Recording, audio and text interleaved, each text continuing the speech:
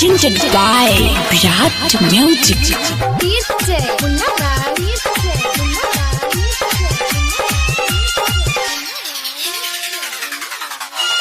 Graphics designer Angel GFX. बिना के तार पर नारद के देखू गजबे सूरत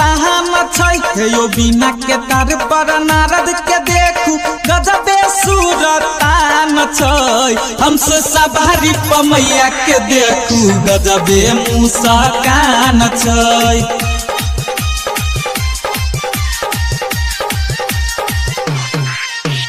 बिना के तार पर नारद के देखू गजबे सूरत छै यो बिना के तार पर नारद के देखू गजबे सूरत छै हमसे सवारी पमैया के देखू गजबे मुस्कान छै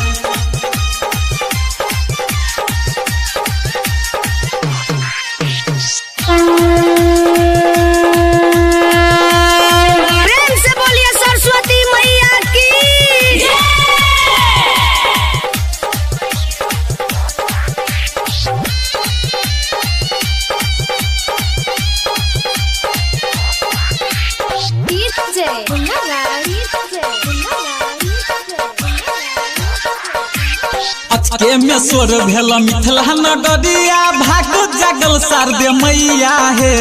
नाचैया मोरा बाजू मैया लोगबा बाजैया सगरो बधैया हे के में स्वर भेल मिथिला नगरिया भाग जगल शारदे मैया हे नाचैया मोरा बाजू मैया लोगबा बाजैया सगरो बधैया हे ढोल नंगहरा बाजैया देखू भीड़ लगल ओइ में जान छै ढोल नंगहरा बाजैया देखू भीड़ लगल ओइ में जान छै हमसे सवारी पमैया के देखू गजबे मुस्कान छै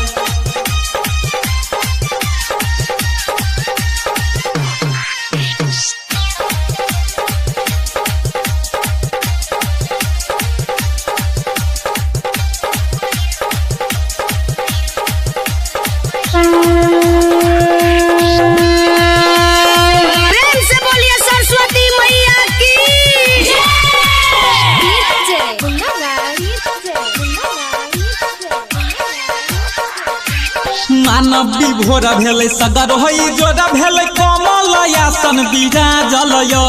माटी के मूर्ति से हंसे मोहरा मैया ज्ञान के दीप जलाबू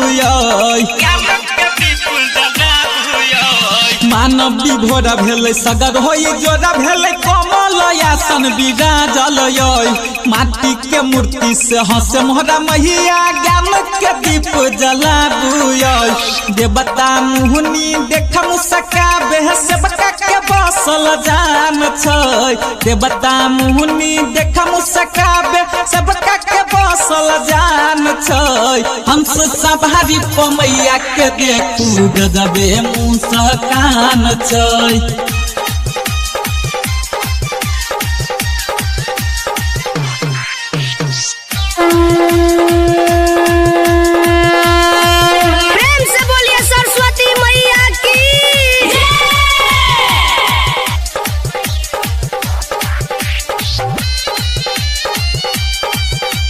Presented by Virat Music.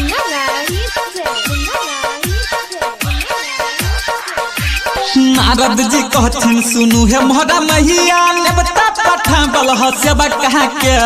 Writer Pankaj Rakesh के साथे कष्ट मिटाबू महे सब के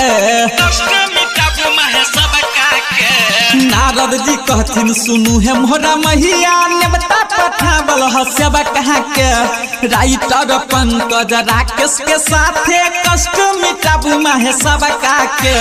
गायक रंजन राजेश के दिल में है पूजा के बड़ी अरमान छै गायक रंजन राजेश के दिल में पूजा के बड़ी अरमान छै हमसे सवारी पमैया के देखू गजबे मुस्कान छै हमसे सवारी पमैया के देखू गजबे मुस्कान छै।